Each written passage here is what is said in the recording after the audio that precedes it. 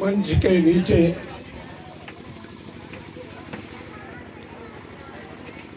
माँ सरस्वती की तस्वीर भी लगी हुई है। तो किसी भी विद्यालय के लिए सर्वथा उचित है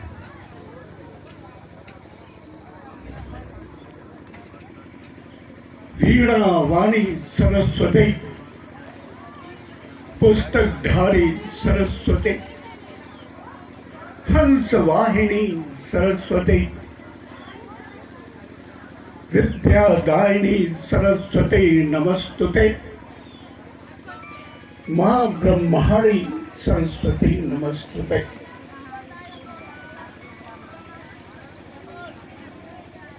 RCRD इंटर कॉलेज के प्रांगण में आज की तारीख में कृति शेष, स्मृति शेष, यश शेष, आदर्श शेष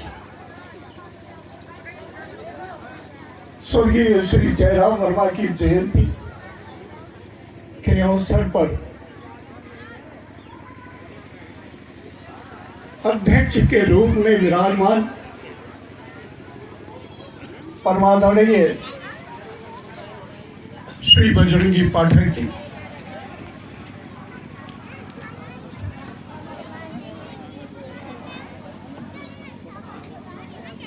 विद्यालय के प्रबंधक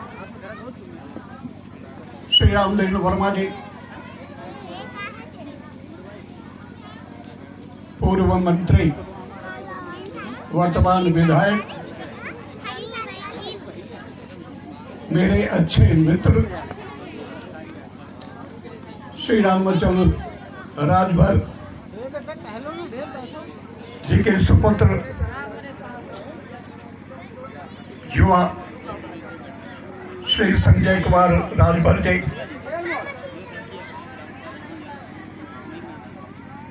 मंच पर विराजमान अन्यत्र सम्मानित सज्जनों, समक्ष उपस्थित अध्यापक, अध्यापिकाओं, प्यारे बच्चों,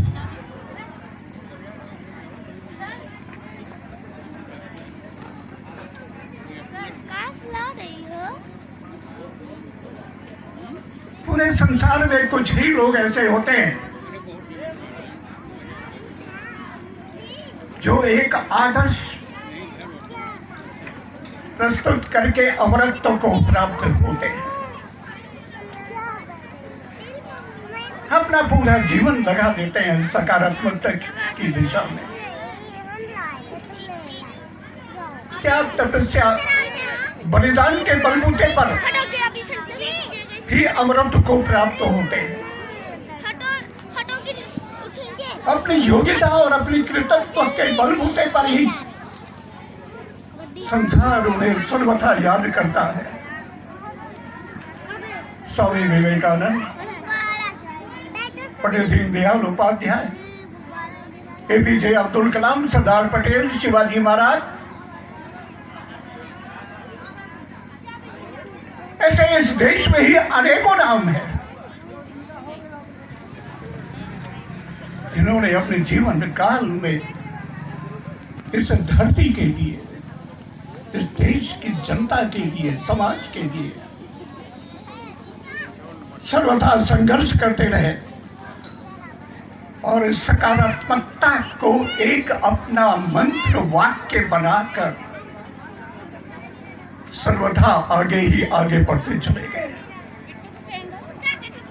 और आगे आदर्श और अमर व्यक्तित्व के रूप में हम सर्वथा याद करते हैं।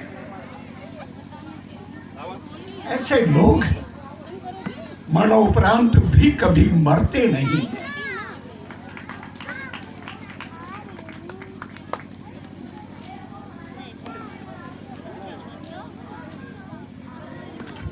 जिसने भी अपने जीवन काल में विश्व या समाज के लिए, देश के उत्थान के लिए, रक्षा के लिए, वो भगवान शंकर कहलाया। जिसने भगवान कृष्ण के प्रेम में अपनी आस्था का अभूतपूर्व प्रदर्शन करते हुए विष पिया, मीरा कहलाई।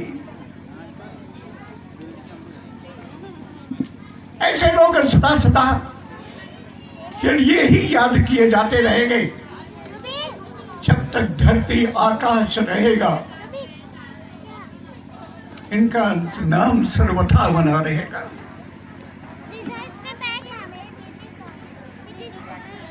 जिस विभूति को याद करने के लिए हम यहाँ पर इकट्ठा हुए हैं,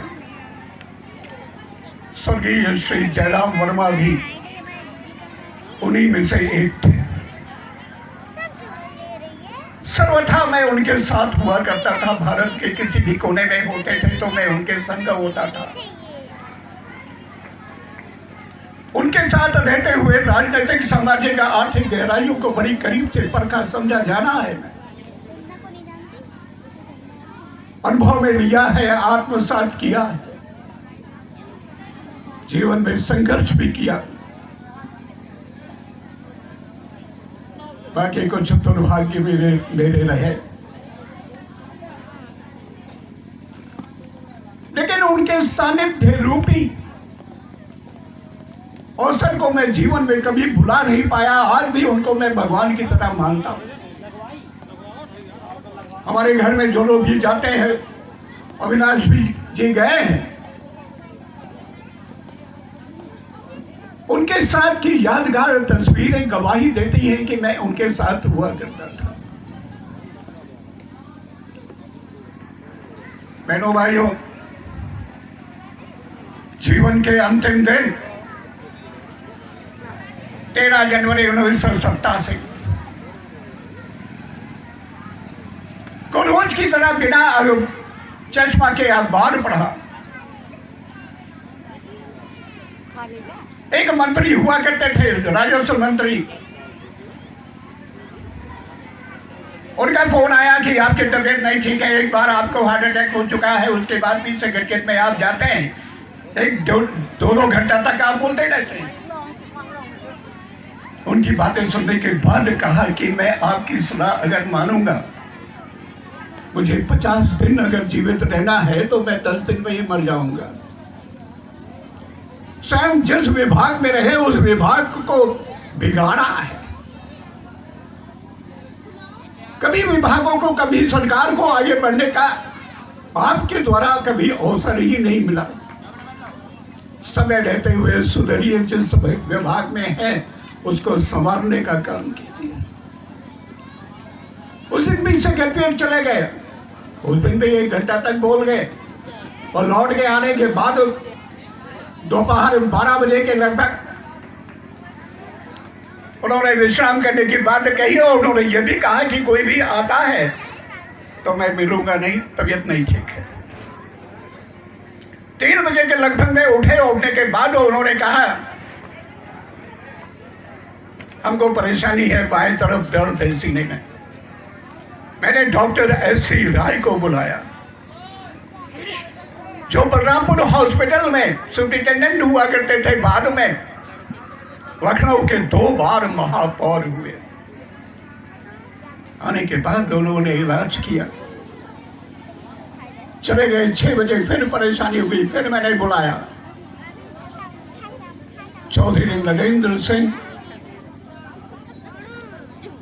प्रकाश चंद्र वर्मा हाईकोर्ट जज, चौधरी नरेंद्र सिंह कृषि मंत्री हुआ करते थे, ये सभी लोग आए। और आने के बाद डॉक्टर S.C. राय ने कहा कि आपको चेकअप करने के लिए बलरामपुर हॉस्पिटल जाना पड़ेगा। उन्होंने मना किया कि नहीं, मैं ठीक हूँ, मुझे जाने की आवश्यकता नहीं। एम्बुलेंस मंगाई गई, उसमें स्ट्रेचर न होने के नाते इसी चेयर पर बैठाया गया। जीवन में पहली बार बाबूजी ने मुझसे कहा कि बाएं हाथ में मेरा दर्द है, थोड़ा दबाओ। मैं कभी चद्दर बिछाना चाहता था, उनकी बाथरूम में उनके धोती को गाड़ना चाहता था, हमेशा मनाही करते रहे। स्वावलंबिता के अभूतपूर्व मिसाल थे। उनके ये कहने के बाद कि बाएं हाथ में दर्द है, थोड़ा सा दबाओ। मैं दबाता रहा, आंख में आंसू भी। फिर इसी चेयर में बैठा करके बलरामपुर हॉस्पिटल ले गया। एक स्ट्रोक होने के नाते रोलिंग चेयर पर बैठाने के बाद नर्स के द्वारा ढकेलते नहीं बन रहा था, उसको डांटा, नहीं कर पा रही तो हटो। मैं ढकेल के ले गया और ले जाने के बाद इन्हीं बाहों में उठा करके बेड पर मैं रख भी नहीं पाया। हे राम के साथ उन्होंने अंतिम सांस लिया। ये मेरा सौभाग्य रहा है। उस दिन, उस तारीख, उस समय, उस अवसर को मैं अपना एक सौभाग्यशाली समय मानता हूं। श्री जयराम वर्मा जी शिक्षा के बृहस्पति के रूप में सर्वथा याद किए जाने के साकेत स्नातकोत्तर महाविद्यालय के जब तक जीवित थे 30 साल तक नरेंद्र कमेटी के अध्यक्ष बने। गोसाईगंज इंटर कॉलेज में एक मड़ैया रह करके स्कूल प्रारंभ किया। उन्होंने बताया था कि कानपुर से एक सेठ आए, 500 रुपए मात्र दिए थे और उसी 500 रुपए से विद्यालय का कारोबार आगे बढ़ गया। आज की तारीख में विद्यालय की स्थिति, वहां की शैक्षणिक स्थिति को के बारे को देख सकती है, समझ सकती है। नाउसाना इंटर कॉलेज कोटवा है, inter college Lalpur inter college, आरकन्या इंटर कॉलेज और तमाम शैक्षणिक संस्थानों को अपने खून पसीने से सींच करके तैयार किया था। जिस प्रकार अविनाश वर्मा जी को संघर्ष करना पड़ रहा है इस वीरान क्षेत्र में, इस नन्हे मुन्ने बच्चों को शिक्षा देने के लिए, दीक्षित करने के लिए, शिक्षित करने के लिए, इनको शिक्षार्थ बुला करके सेवार्थ के रूप में दक्ष बना करके भेजने के लिए संघर्ष करना पड़ रहा है। इससे भी ज्यादा जयराम वर्मा जी को अपने जीवन में संघर्ष करना पड़ा, लेकिन कभी मुकरे नहीं, कभी हारे नहीं। यहां तो दुख के साथ कहना पड़ता है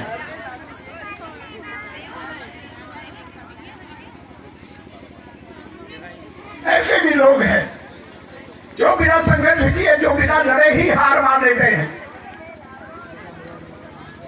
ऐसे कभी जीवन में आदर्श नहीं बन पाते, कभी उदाहरण नहीं बन पाते। लड़के के हार जाना हर किसी के लिए सर्वथा उपयुक्त है, लेकिन बिना लड़े हार जाना जो हमारी मनोवृत्ति बन गई है, हमारे लिए एक रोग बन गया है, वो हमें आगे बढ़ने नहीं देता है। जयराम वर्मा कभी हारे नहीं।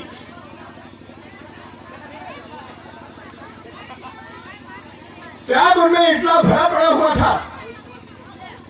1967 में जब कांग्रेस टूटने के स्थिति में आई तो कांग्रेस के नेता, 2 बार के मुख्यमंत्री चंद्रबहादुर गुप्ता ने हेमंत बहुगुणा जी को भेजा कि अगर आप स्वीकार करें तो आप मुख्यमंत्री बन सकते हैं। श्री जयराम वर्मा जी ने कहा 24 साल से बात कर दी। दूसरी बार आए, दूसरी बार भी यही जवाब दिया। 24 साल की बात जाने के बाद हेमंत बहुगुणा के द्वारा 24 साल ने कहा बहुत देर हो चुकी है, कांग्रेस टूट गई। श्रीमती इंदिरा गांधी ने हिमाचल प्रदेश का गवर्नर बनाना चाहा, ये कहते हुए इनकार कर दिया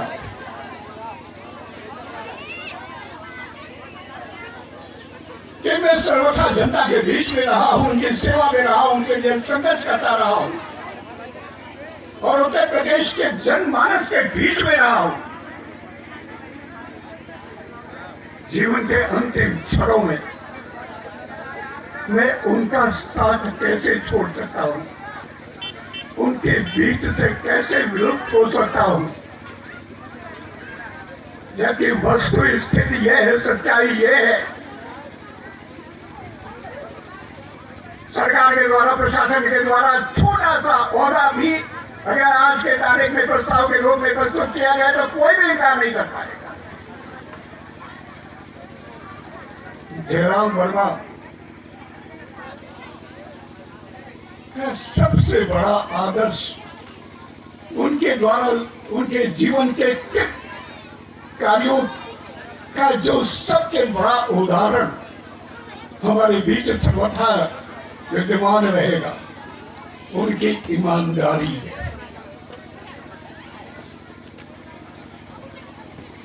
पूरे उत्तर प्रदेश में किसी ने ईमानदारी का प्रतिनिधित्व किया है तो वो केवल एक नाम है, जयराम वर्मा। राष्ट्रीय स्तर पर ईमानदारी का प्रतिनिधित्व करने वाले लाल बहादुर शास्त्री और गुलजारी लाल नंदा हुआ करते, लेकिन उत्तर प्रदेश में किसी ने ईमानदारी का प्रतिनिधित्व किया तो केवल एक जयराम वर्मा हुआ।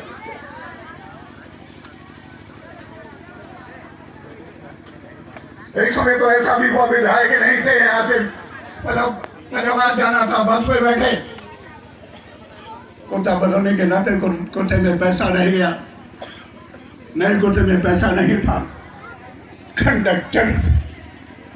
कंडक्टर ने जयराम वर्मा को बस से उतारना था, किसी ने पहचान लिया और पहचानने के साथ ही किराया दिया।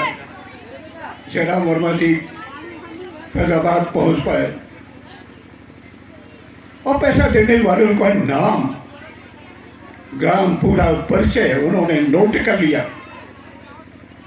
और नोट करने के साथ ही दूसरे दिन ही उस आभार व्यक्त करते हुए पैसे को पहुंचाने का कार्य किया। मैंने प्रारंभ में ही कहा था, एक आदर्श के रूप में इस अम्बेडकर नगर में, इस अकबरपुर और टांडा की धरती में, टांडा की धरती पर जयराम वर्मा अवतरित हुए। उत्तर प्रदेश के गांधी के नाम पे जाने जाते थे।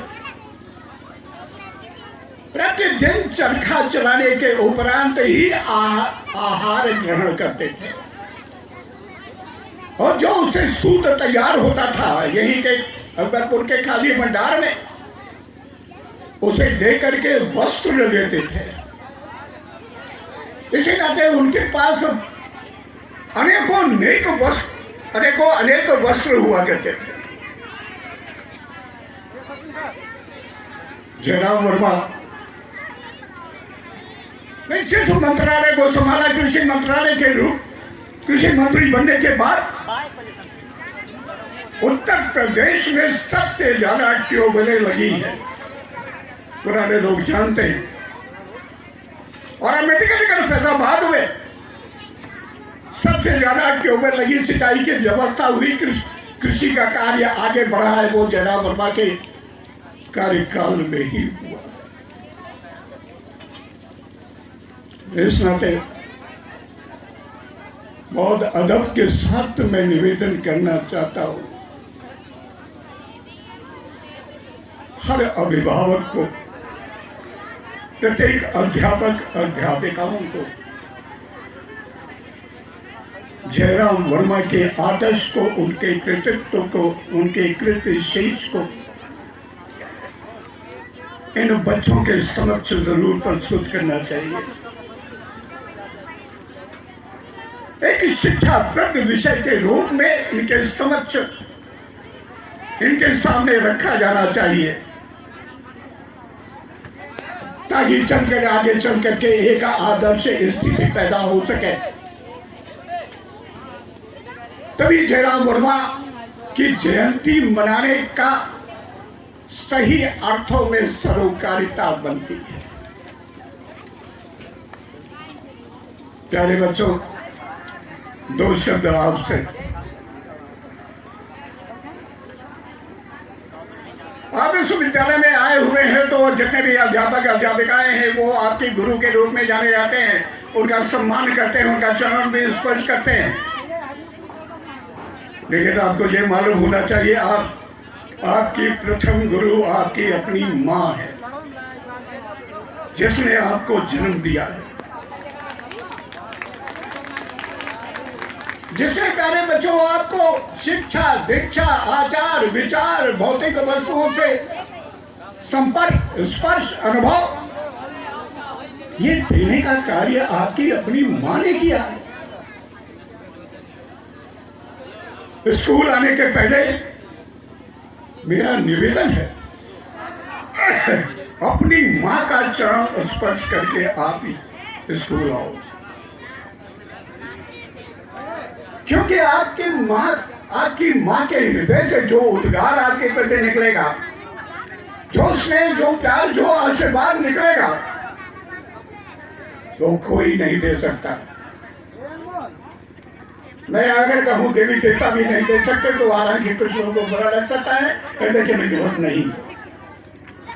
ईश्वर ने भी मां को, ईश्वर जानते हैं कि हर किसी के सामने हम खड़े नहीं हो सकते, हर किसी के सामने प्रस्तुत नहीं हो सकते। उनके दुख सुख के लिए हम अपनी उपस्थिति दर्ज करा करके मदद नहीं कर पाएंगे, इस नाते मां रूपी भगवान को भेजा है। तो प्यारे बच्चों, आपकी अपनी मां आपकी भगवान है। फिर विद्यालय में, स्कूल में आने के बाद शिक्षक और शिक्षिकाओं को आपको सम्मान देना चाहिए, उनका चरण स्पर्श करना चाहिए, उनका आशीर्वाद देना चाहिए। और दूसरी बात यह कहना चाहता हूं कि आपको अपनी पढ़ाई में ईमानदार होना चाहिए। जरा वर्मा जिनकी मैं जयंती मना रहा हूं, वो तो पूरे जीवन भर हर क्षेत्र में ईमानदार रहे। इब्राहिमपुर टांडा को छोड़ करके एक बार जमीन अम्बेडकर नगर फैजाबाद, पूरे उत्तर प्रदेश में उनका अपना कहीं नहीं बना। लेकिन आपसे निवेदन है कि आप अपनी पढ़ाई में ईमानदार बनो, और अपनी पढ़ाई में ईमानदार बनोगे तो निश्चय ही आप आगे बढ़ोगे, एक आदर्श प्रस्तुति आप अपने जीवन में कर पाओगे, सफल रहोगे। वरना होता यह है, आगे पढ़ते ही चले जाते हैं, बीए, एमए, पीएचडी हो जाते हैं, और उसके बाद नौकरी की तलाश में ले जाते हैं, कॉम्पिटिटिव एग्जामिनेशन कभी बीट नहीं कर पाते, और जीवन भर भटकते रहते हैं नौकरी के न मिलने के नाते। कभी माँ बाप को कोसते हैं, कभी शिक्षा को कोसते हैं, कभी विद्यालय को कोसते हैं, कभी सरकार को कोसते ही रह जाते हैं। और आप ही के बीच में से जो ईमानदार पढ़ाई करते हैं, ऐसे अम्बेडकर नगर में तमाम IAS, IPS और PCS और तमाम गेस्टेड ऑफिसर और तमाम शिक्षक, शिक्षिकाएं, प्रोफेसर भरे पड़े हुए हैं। जिन लोगों ने ईमानदारी के साथ पढ़े वो आगे निकल गए।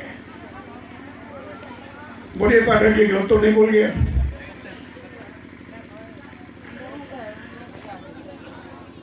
आखिर में इस विद्यालय में आने के बाद आज की तारीख में जो मुझे प्यार सम्मान मिला है, उसके लिए मैं हृदय की गति से कृतज्ञ हूँ, आभारी हूँ। यही पर नहीं, हमारे यहाँ अधिकांश विद्यालय हैं, कई इंटर कॉलेज और परिषदीय स्कूलों में भी मैं स्वयं जाकर के 26 जनवरी और 15 अगस्त के लिए मिष्ठान वितरण की अपनी जिम्मेदारी खुद लेता रहता हूँ। जबकि मैं जानता हूँ कि सरकारी स्कूलों में, परिषदीय विद्यालयों में ऊपर से धन आता है मिष्ठान वितरण के लिए इन दो उत्सवों पर, लेकिन अपने तरफ से निवेदन करके मैं 3-4 साल से लगातार कर रहा हूँ, बच्चों के बीच में जाकर के उनका प्यार पाने का मुझे लगातार अवसर मिलता है और कई इंटर कॉलेजेस भी हैं जहां मुझे इन दो अवसरों पर विशेष रूप से बुलाते हैं और भी अवसरों पर बुलाते हैं। जब भी वार्षिकोत्सव करना होता है उसमें भी इनको बुलाते हैं और मुझे सम्मान पाने का अवसर मिलता है, प्यार पाने का अवसर मिलता है। बच्चों के बीच में मैं बच्चों के बीच में बैठ करके फोटो खिंचाने का शौकीन हूँ और बच्चों के बीच में ही एक कुर्सी लगा करके बच्चे घेर लेते हैं, उन्हीं के बीच में मैं फोटो खिंचाता हूँ और यहाँ पर भरा पड़ा हुआ। आज की तारीख में यहाँ पर है, कल हमारे यहाँ एक गीता एजुकेशनल इंस्टीट्यूट एक इंटर कॉलेज है, वहां के प्रबंधक एक कर्मवीर वर्मा, हाँ कर्मवीर वर्मा शिवाजी जयंती मना रहे हैं। कल शिवाजी जयंती में भी मुझे जाना है, मुख्य अतिथि के रूप में ही जाना है। वहां भी मुझे प्यार स्नेह मिलेगा। इससे बड़ा जीवन की सार्थकता और क्या हो सकती है, बताइए बजरंग बाबू।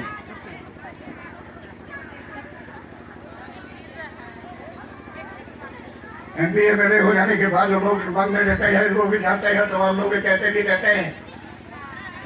मैं पूर्व सांसद श्री लल्लू सिंह जी के का विश्वास पात्र हूं, उनके साथ भी रहता हूं। कहते हैं आपके अंदर योग्यता है, दक्षता है, लेकिन आपके साथ दुर्भाग्य भी है।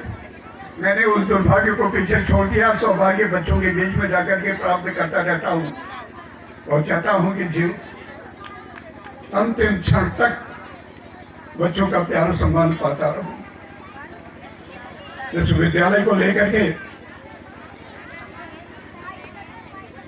अविनाश बाबू ने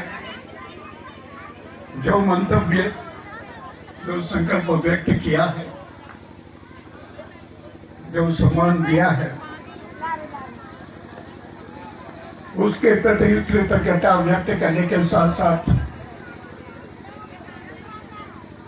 मैं भविष्य में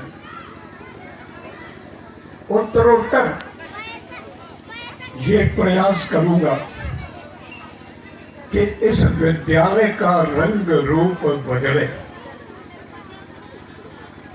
इस विद्यालय का शिक्षण स्तर बढ़े, क्योंकि अम्बेडकर नगर में ही नहीं पूरे उत्तर प्रदेश और पूरे देश में अभिभावक ऐसे विद्यालय की तलाश में है जहां पढ़ाई होती है। शिक्षण का स्तर बदलेगा और बच्चे अपने पढ़ाई में ईमानदार रहेंगे, तभी ये विद्यालय यहाँ वीरान में स्थापित विद्यालय का आदर्श के रूप में, एक उदाहरण के रूप में प्रस्तुत हो पाएगा, एक मिसाल बन पाएगा आने वाले दिनों में। ऐसी मेरी नियत और मेरी चाहत रहेगी और यथासंभव मैं अपना योगदान देता रहूंगा। अविनाश जी से चाहूंगा कि वो संपर्क में बने रहें